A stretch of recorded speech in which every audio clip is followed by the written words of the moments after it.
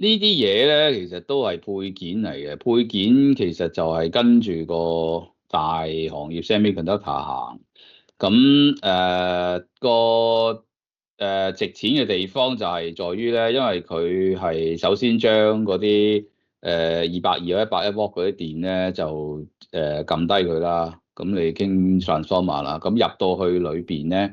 其實會有啲你講嗰啲儲電啊、電容嗰啲咁嘅，即係 capacitor、transistor 嗰堆咁嘅嘢。咁嗰啲嘢咧就都唔係新嘢嚟㗎啦，好幾十年㗎啦。